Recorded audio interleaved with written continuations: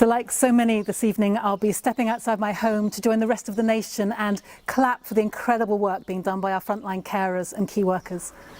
For 10 weeks now, we've come together each Thursday to show our gratitude and to honour their sacrifices. And today feels even more special because it's been suggested that this should be the last time for a while. So this time, I want to propose that as well as clapping our amazing carers and key workers, we should also clap each other. Why? Well, because over the past 2 months, almost to a person, the British people have made immense sacrifices to protect each other and particularly our most vulnerable citizens. Humanity's inclination to be kind during COVID-19 is the greatest demonstration of solidarity the world has ever seen. Now, my email inbox is full of messages from people with harrowing stories of the sacrifices they've made. People losing a last time to see a loved one, missing funerals, weddings, births, deaths. The compassion and generosity have been extraordinary, from staying at home when we were asked, to the spontaneous growth of so many mutual aid groups just getting stuff done. So as we face the biggest challenge ahead, the climate crisis, we must never forget the truth about what we're capable of doing. Hold on to knowing that in the face of unimaginable suffering and grief and financial hardship and worry, the connections we have made with each other have helped us get through. Now, a combination of myths and vested interests have somehow convinced many of us to believe that human beings are basically shallow and self-interested. Well, it's a lie.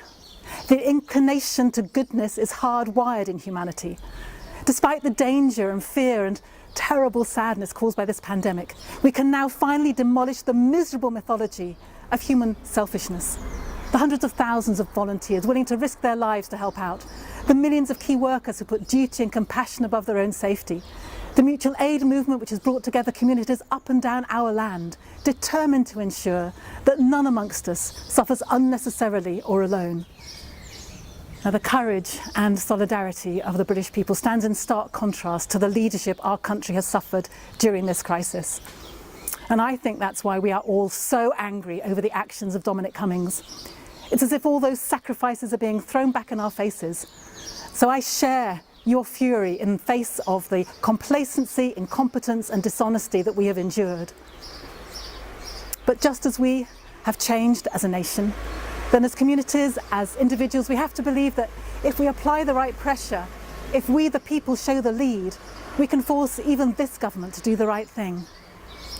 So this is a time for simple messages, even if some people choose willfully to ignore them. We have one chance to build the better future we deserve, a future where we and the climate are safer. The biggest barrier to change on the climate emergency is not the dwindling band of those who deny the science, but the much larger group who feel that humanity is collectively incapable of acting, who've given in to pessimism and apathy. What leader is willing to confront people with reality? How could the economy ever adapt to become net zero? Would citizens ever be willing to change their habits, much less to make hard choices for the greater long-term good? Well, now we know. Now we know. We know that those leaders who've been open and honest and determined have saved thousands of lives.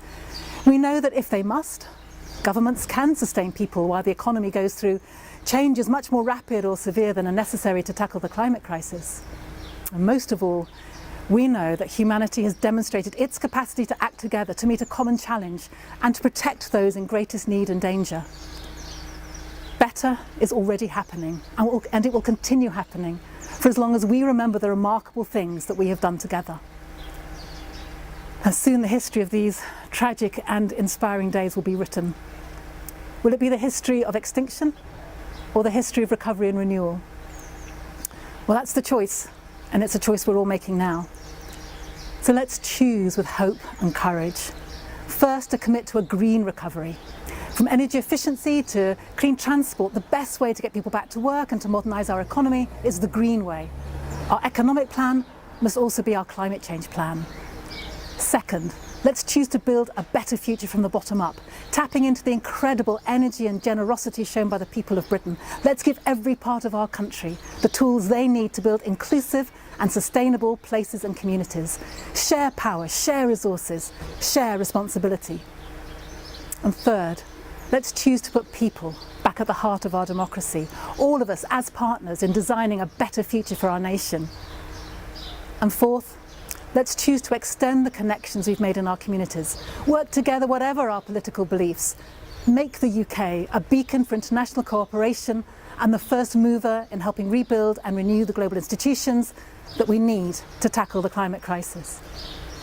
So why wouldn't we choose to take actions today to ensure that the history of those who have suffered is not written in despair, but in hope? And if you ask yourself, can I do it? Each step of the way, I promise you that I will be here to remind you that, oh yes, you most certainly can.